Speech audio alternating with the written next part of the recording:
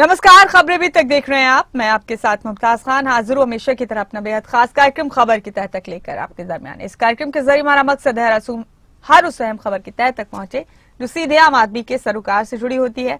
इसमें हमारी मदद करते हैं हमारे ब्यूरो चीफ्स, हमारे तमाम सीनियर साथी। तो चलिए शुरुआत करते हैं। सबसे पहले हरियाणा का रुख करेंगे। हरियाणा विधानसभा चुनाव की तैयारियों को लेकर पंचकुला में बीजेपी का बड़ा मंथन हुआ।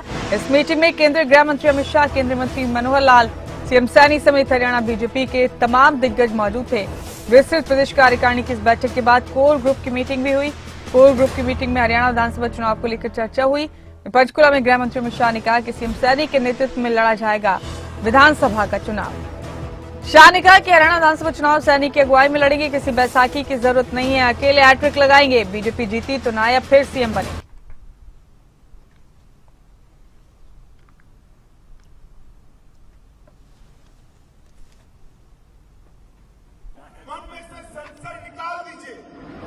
हम किसी के साथ जाएंगे, कोई बैसाखी पर चलेंगे, कोई बैसाखी की जरूरत नहीं है। हम पूर्ण बहुमत के साथ भारतीय जनता पार्टी की मोदी जी के नेतृत्व में, नायब सिंह सैनी के नेतृत्व में हरियाणा की जनता का हम विश्वास। मेरे साथ इस वक्त हमारे पॉलिटिकल एडिटर अनिल मोर जुड़ गए हैं, उन्हीं का रुख करेंगे ज्यादा जानकारी के लिए इस बैठक के हवाले से। अनिल, कल का दिन बड़ा था। पंचकुला में दिन भर बीजेपी के तमाम बड़े नेताओं का जमावड़ा लगा रहा। केंद्रीय गृह मंत्री अमित शाह पहुंचे थे। प्रदेश कार्यकारिणी की विस्तृत बैठक थी। जाहिर बड़ी चर्चा हुई, बड़ा मंथन हुआ। उसके बाद कोर कमेटी की बैठक भी हुई। बड़ा ऐलान भी किया अमित शाह ने यहाँ कि विधानसभा चुनाव हरियाणा में नायब सिंह सैनी के नेतृत्व में ही लड़ा जाएगा। कल की इस बैठक के बाद किस तरह की प्रतिक्रियाएं हैं, कैसा रहा ये कार्यक्रम? अनिल, तफसील से तमाम चीजें बताइए।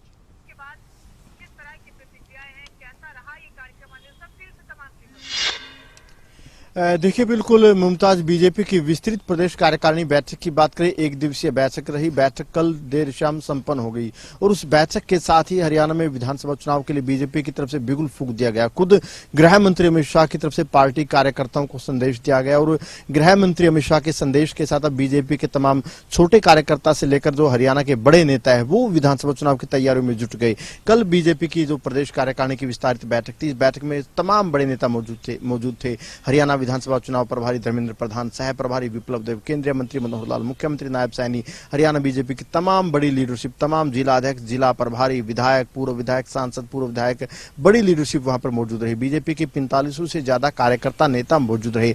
अमित शाह की तरफ से कई बड़ी बातें इस कार्यकर्ताओं को संबोधित करते हुए कही गई। बीजेपी की विस्तारित बैठक में अमित शाह ने साफ कर दिया है कि जो अगला विधानसभा चुनाव होगा, जो 3 महीने बाद विधानसभा चुनाव होना है, मुख्यमंत्री नायब सैनी के नेतृत्व में चुनाव लड़ा जाएगा और अगले मुख्यमंत्री वही होंगे और बीजेपी लगातार तीसरी बार सरकार बनाएगी। ये बड़ी बात अमित शाह की तरफ से कही गई है, क्योंकि अमूमन जब चुनाव आते हैं तो कहीं ना कहीं इस तरीके की बातें सामने आने लगती है कि लीडरशिप को लेकर आलाकमान क्या फैसला करेगा। अब बीजेपी आलाकमान की तरफ से बड़ा फैसला कर लिया गया। खुद गृह मंत्री अमित शाह की तरफ से उसकी अनाउंसमेंट की गई। उनकी तरफ से कहा गया है कि नायब सैनी के नेतृत्व में चुनाव लड़ा जाएगा, क्योंकि मुख्यमंत्री वही और अगली बार बीजेपी की सरकार बनेगी, मुख्यमंत्री वही रहेगी। ये बड़ी बात अमित शाह की तरफ से कही गई। दूसरी बड़ी बात अमित शाह की तरफ से ये कही गई है कि बैसाखियों के सहारे पर हम सरकार नहीं बनाएंगे, हम अकेले चलेंगे, अकेले लड़ेंगे और अकेले सरकार बनाएंगे। यानी बीजेपी की तरफ से साफ कर दिया गया कि बीजेपी किसी को साथ लेकर नहीं चलेगी, अकेली बीजेपी पूर्ण बहुमत की सरकार बनाएगी। ये बड़ी बात अमित शाह की तरफ से कही गई है।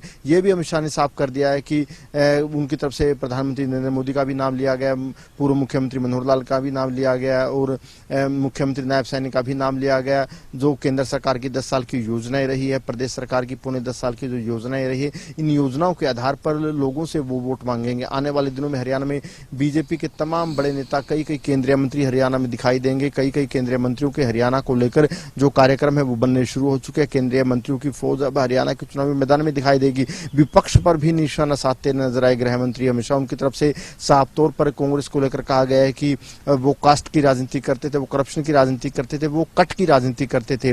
राहुल गांधी, दीपेंद्र हुड्डा पर भी निशाना साधा। उनकी तरफ से कहा गया है कि केंद्र में तारा और प्रदेश में सितारा, यानी कहीं ना कहीं हुड्डा परिवार पर भी गृह मंत्री निशाना साधते रहे। कहीं ना कहीं कल जो एक बड़ी बैठक थी, जो बड़ा सम्मेलन था बीजेपी नेताओं का, कार्यकर्ताओं को, उसमें अमित शाह ने पार्टी के तमाम नेताओं को विधानसभा चुनाव की तैयारी में जुटने के निर्देश दे दिए। अब कहीं ना कहीं अमित शाह के निर्देश के बाद जो बीजेपी के तमाम कार्यकर्ता है, नेता है, विधानसभा चुनाव की तैयारियों में नजर आएंगे। शुक्रिया अनिल, आपका इस खबर पर तमाम तफसील देने के लिए बहुत बहुत शुक्रिया आपका। और आगे बढ़ते हुए एक अहम खबर और दे रहे हैं हरियाणा से ही आपको। पंचकुला और पानीपत के दौरे पर रहेंगे मुख्यमंत्री नायब सिंह सैनी। पानीपत में पात्र लोगों को सहायता राशि देंगे सीएम और भीमराव अंबेडकर आवास नवीनीकरण योजना का लाभ मिलेगा लोगों को। इस योजना के तहत सीएम सैनी सहायता राशि देंगे और इसके अलावा पिंजौर में मन की बात कार्यक्रम को भी सुनेंगे मुख्यमंत्री नायब सिंह सैनी।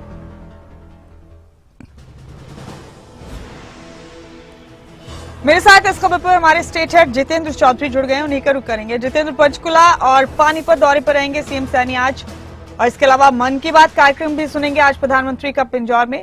अपने दौरे के दौरान लाभार्थियों को कई योजनाओं की रकम देने वाले हैं आज मुख्यमंत्री। क्या कार्यक्रम रहेगा, क्या शेड्यूल रहेगा जितेंद्र, उनका तफसील से बताइए।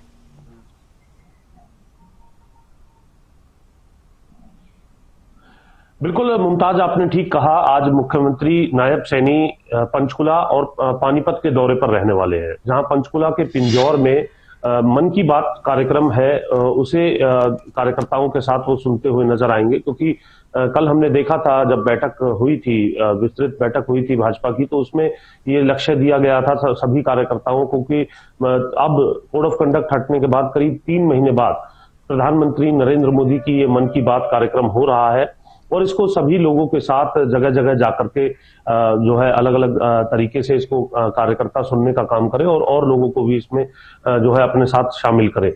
इसी के तहत मुख्यमंत्री भी पिंजौर में पहुंच रहे हैं। पंचकुला के 11 बजे मन की बात कार्यक्रम शुरू होगा और उस वक्त जो इस प्रकार के कार्यकर्ता और जो लोग हैं उनके बीच बैठ करके मन की बात कार्यक्रम उनकी तरफ से सुना जाएगा, ताकि जो मैसेज प्रधानमंत्री की तरफ से अब 3 महीने बाद हो रहे इस मन की बात कार्यक्रम के जरिए दिया जाएगा, वो एक वाइड स्तर पर, बड़े स्तर पर जो है जो मैसेज है वो पहुंच सके, इसको ध्यान में रखते हुए ये कार्यक्रम रखा गया है। और इसको बड़े स्तर पर जो भाजपा के तमाम नेता हैं वो सुनते हुए नजर आएंगे। जहां तक बात की आपने पानीपत के कार्यक्रम की, इसके बाद पानीपत का कार्यक्रम रहेगा। करीब 1 बजे के आसपास मुख्यमंत्री नायब सैनी पानीपत पहुंचेंगे, जहां मुख्यमंत्री ग्रामीण आवास योजना के तहत लाभार्थियों को वित्तीय सहायता जो है देने का काम किया जाएगा। इसके अलावा दूसरी जो योजना है उसमें BR अम्बेडकर आवास नवीनीकरण योजना के तहत लाभार्थियों को सामाजिक पेंशन और हाउस रिनोवेशन के लिए जो ग्रांट है वो देने का काम मुख्यमंत्री नायब सैनी की तरफ से किया जाएगा। तो ये कहा जा सकता है कि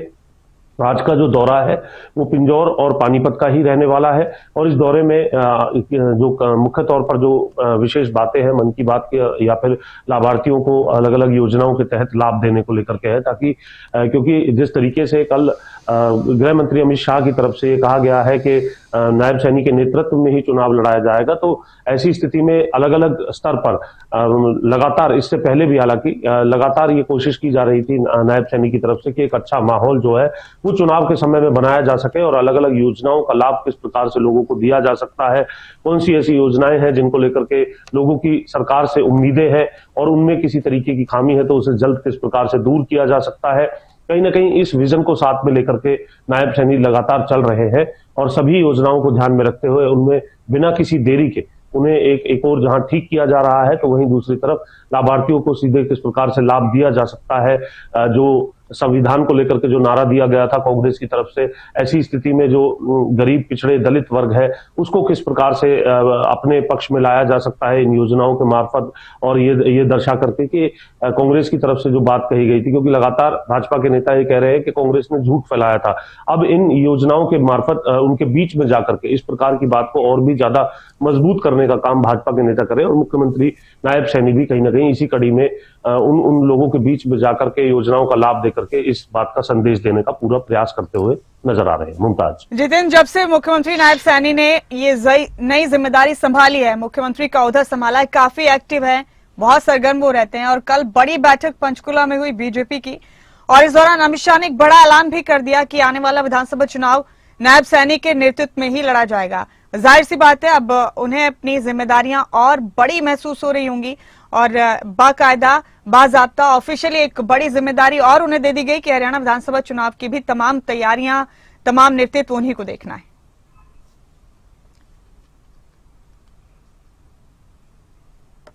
बिल्कुल, ये अपने आप में एक बड़ी बात थी, क्योंकि कुछ लोगों को अगर इस बात को लेकर के संशय रहा होगा तो अमित शाह की तरफ से इस संशय को पूरे तरीके से दूर कर दिया गया है और कोई नेता इस लाइन में आकर के ना खड़ा हो।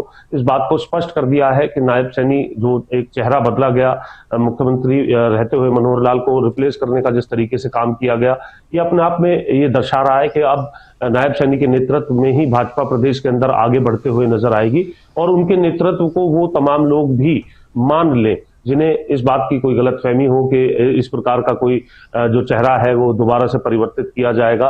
ये स्पष्ट तौर से भाजपा के उन नेताओं को जो अपने आप को वरिष्ठ नेता समझते होंगे या फिर उन्हें लगता होगा कि आने वाले समय में शायद उनका नंबर लग जाए, उन सभी के लिए एक बड़ा संदेश था, क्योंकि बहुत से ऐसे नेता हैं भारतीय जनता पार्टी में जो इस कतार में खड़े हैं। अंदरूनी तौर पर जो है उनका प्रयास जो है वो जरूर इस प्रकार का रहता है और एक बड़े नेताओं का इस प्रकार का प्रयास रहना भी चाहिए, लेकिन उन सभी को ये संदेश अमित शाह के जरिए दे दिया गया है कि नायब सैनी का जो नेतृत्व है, मौजूदा नेतृत्व है, इसी को स्वीकार कर ले, क्योंकि इन्हीं के नेतृत्व में आगे बढ़ा जाएगा।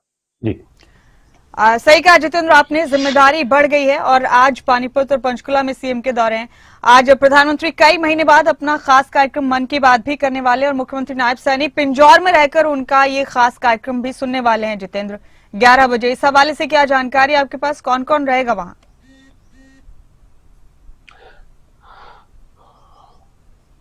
देखिए, बिल्कुल मुख्यमंत्री अलग अलग जगह, मुमताज, इस तरीके से केवल मुख्यमंत्री ही नहीं बल्कि अलग अलग जगह जो प्रदेश के भाजपा के जो नेता है उन सभी की जिम्मेदारी लगाई गई है। कल ही ये जिम्मेदारी लगाई गई थी इसको लेकर के, जो आगामी कार्यक्रम को लेकर के महामंत्री जो है मोहन लाल बड़ौली, उन्होंने ये कार्यक्रम दिए थे, यानी 6 जुलाई तक पेड़ लगाना, मन की बात सुनना, 5 केंद्रीय मंत्रियों के प्रवास के दौरान जो है पूरे तौर पर कार्यकर्ताओं को एक्टिव रहना, ये सभी जिम्मेदारी दी गई थी, मतदाताओं का सम्मान करना, ये कल जिम्मेदारी लगाई गई थी। तो केवल मुख्यमंत्री ही नहीं बल्कि तमाम जो मंत्री हैं, तमाम ये कहा जा सकता है कि जो वरिष्ठ नेता हैं भाजपा के, वो इसी प्रकार से अलग अलग जगह जाकर के मन की बात कार्यक्रम को लोगों के बीच में सुनने का, कार्यकर्ताओं के बीच में सुनने का काम करेंगे।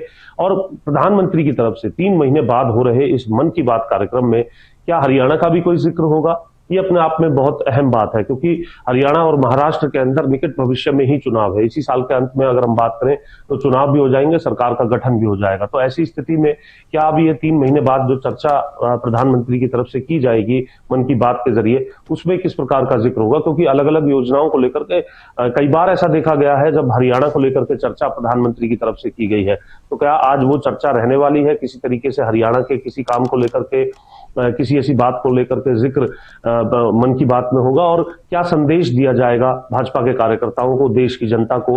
ये अपने आप में बहुत अहम बात है, जिसके लिए 11 बजे तक का इंतजार करना है। फिलहाल अगर अब बात करें तो करीब 10:15 बजे का वक्त हो चुका है। अब से ठीक 45 मिनट बाद जो मन की बात कार्यक्रम है वो शुरू होगा और उसमें कौन कौन सी बातें प्रमुख तौर से अब प्रधानमंत्री की तरफ से कही जाती है, क्योंकि संविधान की जो बात कही थी उसको लेकर के क्या कहेंगे कांग्रेस की तरफ से? लगातार अभी भी अगर हम बात करें तो जो कांग्रेस के जो नेता हैं, संविधान की एक छोटी बुक लेकर के हमने देखा कि पार्लियामेंट के अंदर भी नजर आए हैं और लगातार कांग्रेस जो है अभी भी अपनी इस बात पर बनी हुई है। तो ऐसा क्या संदेश कोई मन की बात के जरिए भी अपने पक्ष के जरिए प्रधानमंत्री की तरफ से कैसे दिया जाएगा? ये बहुत सी ऐसी बातें हैं जो राजनीतिक तौर पर भी लोगों के बीच में है और जो माहौल रहा है, क्योंकि एक धन्यवाद तो यहाँ पर दिया ही जाएगा देश की जनता को सरकार तीसरी बार बनाने को लेकर के, लेकिन किस तरीके की और चर्चा जो है वो रहने वाली है, ये बहुत अहम आज 3 महीने बाद हो रहे इस मन की बात कार्यक्रम में देखने वाली बात है। बहुत शुक्रिया आपका जितेंद्र, इस खबर पर तमाम अपडेट देने के लिए आपका बहुत बहुत शुक्रिया। और आगे बढ़ते हुए आपको बता दें हम कुछ और अहम खबरों का रुख करते हुए कि आगे दूसरे राज्यों में क्या चल रहा है। आपको बता दें कि उत्तराखंड में 2 विधानसभा सीटों पर उपचुनाव हो रहा है। उपचुनाव में बीजेपी पहली बार मंगलौर विधानसभा सीट पर जीत की उम्मीद से उतरी। उम्मीदवार करतार सिंह भड़ाना पर बीजेपी ने भरोसा जताया। हरिद्वार की मुस्लिम बाहुल्य सीट भाजपा के लिए हमेशा से अभेद दुर्ग रही। अब तक हुए सभी चुनाव में भाजपा को करारी शिकस्त का सामना करना पड़ा है। अभेद दुर्ग को फतेह करने के इरादे और नई रणनीति के साथ मैदान में है भाजपा। उत्तराखंड में 2 विधानसभा सीटों पर उपचुनाव हो रहे हैं और इसी को लेकर उम्मीदवार करतार सिंह भड़ाना पर बीजेपी ने भरोसा जताया। हरिद्वार की मुस्लिम बाहुल्य सीट भाजपा के लिए हमेशा से अभेद दुर्ग रही है। मुस्लिम बाहुल्य सीट है मंगलौर सीट, यहां से करतार सिंह भड़ाना भाजपा के उम्मीदवार है और उपचुनाव में पहली बार मंगलौर विधानसभा सीट पर जीत की उम्मीद से उतरी है बीजेपी। राव शफात अली मेरे साथ इस खबर पर जुड़ गए हैं। राव शफात, मंगलौर सीट के उपचुनाव को लेकर सबकी निगाहें बनी हुई हैं। मुस्लिम बाहुल्य सीट है, बीजेपी ने बाहरी उम्मीदवार को उतारा है, ये मुद्दा शुरू में खूब बना भी। कैसा चल रहा है मुकाबला करतार सिंह भड़ाना का, कैसा माहौल है, क्या चल रहा है चुनाव में, तफसील से बताइए। मुमताज, देखिए अभी काउंटडाउन तो शुरू हो चुका है क्योंकि 10 जुलाई को मतदान होना है और 13 को फैसला भी हो जाएगा। लेकिन इस बार बीजेपी की रणनीति थोड़ी सी यहाँ अलग नजर आती है। देखिए उत्तराखंड जब से बना और 2002 में पहला विधानसभा का चुनाव हुआ था, उसके बाद जब भी विधानसभा के चुनाव हुए यहाँ बीजेपी अपना खाता तक नहीं खोल पाई। इस सीट पर जो मंगलौर की सीट है, यहाँ पर बसपा का कब्जा रहा है या फिर कांग्रेस का कब्जा रहा है। यहाँ दोनों ही पार्टियों का कब्जा रहा है और क्योंकि बीजेपी यहाँ से कभी नहीं जीत पाई। लेकिन हाँ, इतना जरूर है कि बीजेपी 18 से 20 हजार करीब वोट यहाँ से मिलते रहे, उसको प्राप्त होते रहे। लेकिन अब इसी रणनीति के तहत, क्योंकि इसका जो सिनेरियो है, उपचुनाव होना है मंगलौर के इस विधानसभा सीट पर, तो यहाँ क्योंकि मुस्लिम बाहुल्य सीट माना जाता है और दलित बाहुल्य सीट माना जाता है, ये जो कॉम्बो है, ये जो कॉम्बिनेशन है, जिस पार्टी के पक्ष में चला जाता है उस पार्टी के प्रत्याशी की जीत होती है। यही वजह है कि यहाँ से कांग्रेस और बसपा रोटेट होते रहे हैं, अलग अलग विधानसभाओं में यहाँ से सदन में पहुंचते रहे हैं। लेकिन इस बार बीजेपी ने रणनीति अलग तरीके से अपनाई है। यहाँ लोकल जो प्रत्याशी है उसको अपना प्रत्याशी नहीं बनाया है। यहाँ से जो प्रत्याशी है वो करतार सिंह भड़ाना बीजेपी के उम्मीदवार है और कहा जा रहा है कि उनको क्योंकि बाहर से लाया गया है, ये आरोप लग रहे हैं कि आयातित किया गया है। विपक्ष आरोप लगा रहे हैं कि बीजेपी के पास यहाँ प्रत्याशी नहीं था। लेकिन अगर रणनीति की बात करें, चुनावी समीकरण की बात करें, तो यहाँ जाट और गुज्जर जो वोटर्स हैं उनको साधने का एक तरीका इसमें माना जा रहा है। क्योंकि अभी अगर 2022 के विधानसभा चुनाव की बात करते हैं तो करीब 23,000 से 24,000 के बीच में बीजेपी को वोट मिले थे और यही वोट प्रतिशत उसको लगता है कि जीत के लिए बहुत मुफीद हो सकता है कि अगर गुज्जर और जाट समुदाय को साथ दिया जाए। इसके साथ अगर दलित वोट बैंक भी उसके पास आ जाए तो जाहिर सी बात है कि बीजेपी की जो रणनीति है वो आने वाले वक्त में कामयाब हो सकती है। लेकिन ये थोड़ा सा मुश्किल नजर आता है क्योंकि यहाँ बसपा के जो प्रत्याशी हैं वो बहुत मजबूत हैं। उनके जो पिता थे, उनका निधन हुआ था, सरवत करीम अंसारी, अब उनके पुत्र हैं उबैदुर रहमान अंसारी, उनको बसपा ने अपना टिकट दिया है। और यहाँ बसपा का जो कॉम्बो है, कॉम्बिनेशन इसको कह सकते हैं कि, और दलित वोट बैंक बसपा के खाते में जाता है, ये अंडरस्टूड है। और दूसरा जो मुस्लिम बाहुल्य क्षेत्र माना जाता है, करीब 45% ये क्षेत्र मुस्लिम बाहुल्य क्षेत्र माना जाता है। तो ये दोनों के दोनों जो वोटर्स हैं जिस पार्टी के पास चले जाते हैं, समझिए कि उसी की जीत होती है।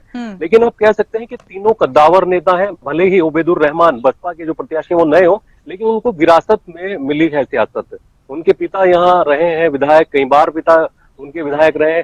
दूसरा एक सिंपैथी भी होती है, तो इसका फायदा उनको मिल सकता है जो मुस्लिम समुदाय और दलित समुदाय इस वोट बैंक का। लेकिन जो कद्दावर नेता है कांग्रेस के काजी निजामुद्दीन, वो भी बड़े घराने से आते हैं, वो कई बार यहाँ विधायक रहे, उनके पिता भी विधायक रहे, तो कांग्रेस का भी यहाँ पर दबदबा है, कांग्रेस का एक कैडर वोट है। लेकिन इसके साथ ही अब बीजेपी की जो रणनीति है करतार सिंह भड़ाना को मैदान में उतारने की, वो सिर्फ यही है कि करतार सिंह भड़ाना इस बार अपनी जीत को दर्ज कराए और ये सीट जो है बीजेपी के खाते में जाए। बहुत शुक्रिया राव शफात आपका इस खबर की तह तक पहुंचने के लिए, बेहद शुक्रिया। और रुख अब हिमाचल प्रदेश का करेंगे खबर की तह तक में। देहरा उपचुनाव में आमने सामने है बीजेपी और कांग्रेस। सेंट्रल यूनिवर्सिटी और जू के मुद्दे पर दोनों पार्टियां आमने सामने। कांग्रेस के श्रेय लेने पर बीजेपी ने हमला किया। अनुराग ठाकुर ने कांग्रेस पर निशाना साधा और कहा कि 1.5 साल से देहरा में कुछ काम नहीं हुआ, श्रेय क्यों ले रही है सरकार। और सेंट्रल यूनिवर्सिटी के लिए मैंने ही भरसक प्रयास किए। आज देहरा में मुख्यमंत्री डोर टू डोर प्रचार करने वाले। मनोज दीवान मेरे सहयोगी इस खबर पर जुड़ चुके हैं। Manoj, Dehra seat hot seat बनी हुई हिमाचल उपचुनाव में अभी वार पलटवार का सिलसिला लगातार जारी है। एक बार फिर अनुराग ठाकुर और कांग्रेस के बीच वार पलटवार चल रहा है इस सीट पर। बताइए कैसा है चुनावी माहौल अभी?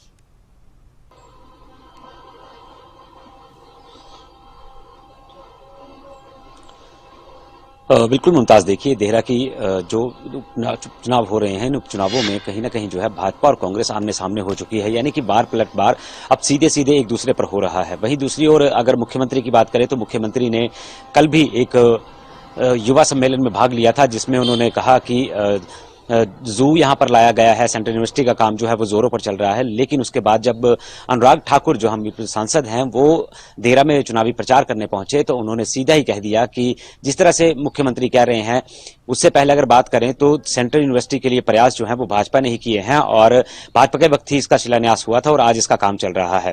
तो ऐसे में बार पलटवार जो है वो लगातार जारी है और सेंट्रल यूनिवर्सिटी का मुद्दा जो है वो कहीं ना कहीं अब देहरा में गरमाना शुरू हो चुका है। यानी कि कहा जा सकता है कि अनुराग ठाकुर ने सीधे सीधे मुख्यमंत्री पर वार किया है और कहा है कि जो सेंट्रल यूनिवर्सिटी है वो भाजपा की देन है, ना कि कांग्रेस की देन। और कांग्रेस अपने बयान में ही घिरती हुई नजर आई है मुमताज यहां पर, क्योंकि देखिए कहा जा रहा है जब भी चुनावी प्रचार में ये लोग जा रहे हैं तो सीधा कहते हैं कि 1.5 साल में देहरा में कोई काम नहीं हुआ। तो यानी कि इससे अंदाजा लगाया जा सकता है कि कांग्रेस खुद मान रही है कि देहरा में कोई काम नहीं हुआ और उसके बावजूद अब जो प्रत्याशी हैं कांग्रेस से वो भी यही बात कहते हुए नजर आ रहे हैं कि आप मुझे जिताइए, जो 1.5 साल में काम नहीं हुआ उसकी भरपाई हम 6 महीने में कर देंगे। यानी कि कहीं ना कहीं जनता को लुभाने का प्रयास जो है वो कांग्रेस द्वारा किया जा रहा है। लेकिन भाजपा जो है वो भी वार पलटवार में उलझी पड़ी है। भाजपा की ओर से लगातार कांग्रेस पर हमला किया जा रहा है और दोनों ही दल जो है, कांग्रेस की बात कर लीजिए या भाजपा की बात कर लीजिए, तो दोनों ही जो है वो अपने चुनावी प्रचार में जुटे हुए हैं और एक दूसरे की छींटाकशी में लगे हुए हैं। ऐसे में मुमताज अगर इस सीट की बात की जाए तो ये सीट अहम हो चुकी है कांग्रेस पार्टी के लिए। यानी कि कांग्रेस पार्टी को सीट को जीतना एड़ी चोटी का जोर लगाने के बराबर है कि इस सीट को कैसे जीतते हैं, क्योंकि मुख्यमंत्री की धर्मपत्नी चुनावी मैदान में है और उनके प्रयास में मुख्यमंत्री और अन्य नेता भी जो है वो लगातार लगे हुए हैं।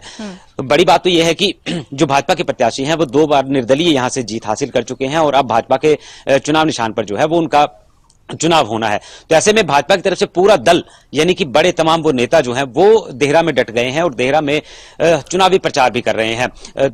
राजीव बिंदल यहां पर डटे हुए हैं, विपिन सिंह परमार यहां पर डटे हुए हैं, साथ ही साथ राकेश जम्वाल की ड्यूटी लगाई गई है, सुधीर शर्मा और अन्य जो नेता हैं, पवन काजल भी इसी कड़ी में जो है वो जुड़े हुए हैं। यानी कि कहा जा सकता है कि तमाम वो तबके के नेता जो है वो सारे के सारे देहरा में डटे हुए हैं और डोर टू डोर प्रचार भी कर रहे हैं। तो कहीं ना कहीं दोनों ही दलों के लिए ये सीट जीतना काफी लाजमी हो चुका है और इनके लिए महत्वपूर्ण भी ये सीट मानी जा रही है। क्योंकि देखिए जब निर्दलीय थे तो इस्तीफा दे दिया, उसके बाद भाजपा ज्वाइन की है और उपचुनाव हो रहे हैं। तो ऐसे में बड़ी बात है कि आरोप लगाए गए थे, जो कांग्रेस सरकार है उस पर भाजपा के प्रत्याशी ने आरोप लगाए कि मेरे कोई भी काम जो है वो सरकार के वक्त नहीं हो पा रहे थे, यही मेरा सबसे बड़ा कारण है कि मैंने इस्तीफा दिया। तो वहीं दूसरी ओर मुख्यमंत्री भी यही पूछ रहे हैं कि इस्तीफा क्यों दिया। तो इन बार पलटवार में ही ये दोनों दल जो है उलझ चुके हैं और अपना चुनावी प्रचार भी कर रहे हैं। लेकिन मुमताज बड़ी बात तो यह है कि अभी 10 तारीख को चुनाव होना है और 13 तारीख को नतीजे आने हैं और जनता एक दल से भी नाराज नजर आई है कहीं तो कहीं दूसरे दल से भी नाराज आई है। लेकिन रूठे हुए लोगों को मनाने का भी सिलसिला यहां पर जारी है और चुनाव जो है एक अहम कड़ी है इन चुनावों की कि देहरा में अक्सर नारा लगा है कि देहरा कोई नहीं तेरा। अब सुखविंदर सिंह सुक्खू कह रहे हैं कि देहरा मेरा है, यहां से मैंने अपनी धर्मपत्नी को उतारा है, देहरा की बेटी है, ये नारा चल रहा है। वहीं दूसरी ओर भाजपा की ओर से अब देहरा का बेटा जो है वो होशियार सिंह को कहा जा रहा है। क्या रंग लाएगा मनोज, क्या नतीजे होंगे? बेहद शुक्रिया आपका इस खबर की तह तक पहुंचने के लिए, बहुत बहुत शुक्रिया। और इसी के साथ हमारे आज के खास कार्यक्रम खबर की तह तक में इतना ही। मुझे दें इजाजत, नमस्कार।